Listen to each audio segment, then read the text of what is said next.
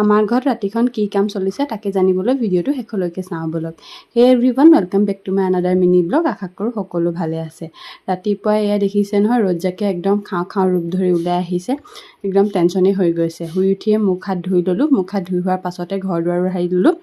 তাৰপাছত এইফালে এয়া জলপানৰ কাৰণে ৰুটি বনাবলৈ লৈছোঁ। যিহেতু মোৰ ছামাৰ ভেকেশ্যন চলি আছে, এতিয়া ঘৰতে আছোঁ, সেইটো কাৰণে ঘৰত মই কি কৰোঁ তাকে বোলো আপোনালোকক শ্বেয়াৰ কৰোঁ। এইফালে এয়া ৰুটি আৰু চাহ হৈ গ'ল আৰু আমি গোটেইকেইজনে একেলগে চাহ আৰু জলপান একেলগে খাই ল'লোঁ। তাৰপাছত এয়া ৰুমলৈ আহিলোঁ। ৰুমলৈ আহি এয়া বিচনাখনো ঠিক কৰি ল'লোঁ। তাৰপাছত জলপান খোৱা কাঁহী বাতিকেইটাও ধুই ল'লোঁ আৰু লগতে ভাতো পাতি দিলোঁ দুপৰীয়াৰ কাৰণে, কাৰণ এই গেলা গৰমত পাকঘৰত এনিটাইম সোমাই থাকিবলৈ মন নাযায়, কাম কৰি আজৰি হওঁ লাগে।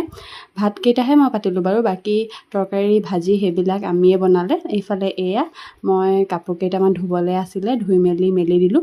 তাৰপাছতে ভাবিলোঁ নেমু চৰবত বনাওঁ। এইফালে এয়া নেমুৰ চৰবত বনাইছোঁ। গোটেই টেমাসোপা এনেকৈ উলিয়াই অনা দেখি মোৰ এনেকুৱা লাগিছে মই নেমু চৰবতৰ দোকানে খুলিছোঁ নেকি। কিন্তু গৰমৰ দিনত নেমু চৰবতটোৱে বেষ্ট, হয়নে বাৰু কওকচোন। গোটেইকেইটাই চৰবত বনাই খাই ল'লোঁ।